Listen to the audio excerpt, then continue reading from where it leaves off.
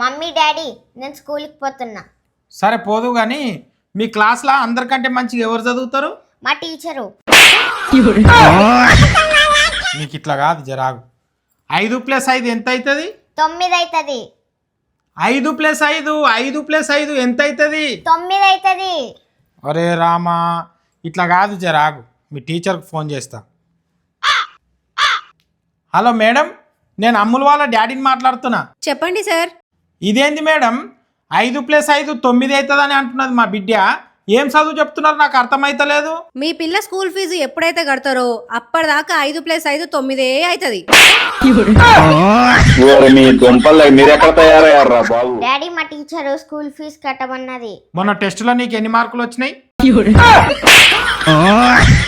ఇంకా నాకు సంబంధం లేదు, టీచరే మాట్లాడుతుంది. మొన్ననే స్కూల్ ఫీజు కట్టినా మళ్ళీ స్కూల్ ఫీజు అంట. ఏమే బుజ్జి, స్కూల్ టీచర్ ఫోన్ చేస్తున్నది, ఫీజు కోసమే ఉండొచ్చు. ఫోన్ లేపి నేను వండుకున్నా నిద్రపోయినా అని చెప్పు. హలో మేడం, నేను వండుకున్నా నిద్రపోయినా.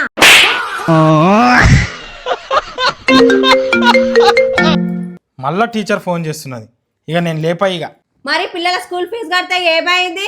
అంటే అదొస్తాడు తిరుగుతావు, ఇదొస్తాడు తిరుగుతావు, తాగుతావు, అవే పైసలు వెనకకేసుకొని పిల్లల స్కూల్ ఫీజు కడితే ఏమైంది? మనిషికి ఉన్నది ఒకటే జీవితము, తాగాలి, తినాలి, మస్తు ఎంజాయ్ చేయాలి. ఎప్పుడు పోతామో తెలియదు. ఇక ఫీజు అంటావా, ఒకరోజు అటు ఇటు కట్టకుంటే ఇడిచిపెడతారా? వాళ్ళేమన్నా పుణ్యానికి చదువు చెప్తారా? కట్టకుంటే చెప్పు.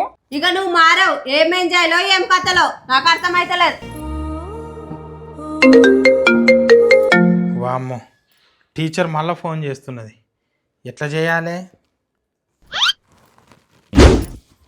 మీరు ప్రయత్నిస్తున్న నంబరు అందుబాటులో లేదు. మీరు కాల్ చేస్తున్న ఆయన కోమలకు పోయిండు. మీ దుంపలు మీరెక్కడ తయారయ్యారా బాబు?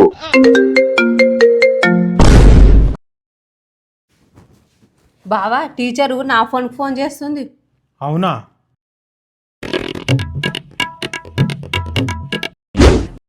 చెప్పండి మేడం. మేడం, మీ పిల్లది స్కూల్ ఫీజు కట్టలేదు, కట్టకపోతే వచ్చే ఎగ్జామ్ రాయనీయం.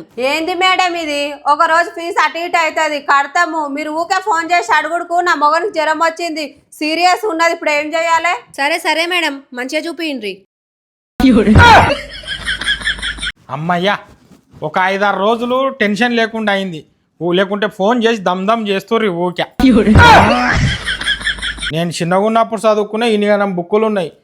ఈ గాడిద కష్టం చేస్తుడు తప్ప గవర్నమెంట్ జాబ్ రాలేదు, మనం రాలేదు. ఇవి అమ్ముకొని అన్న వస్తా.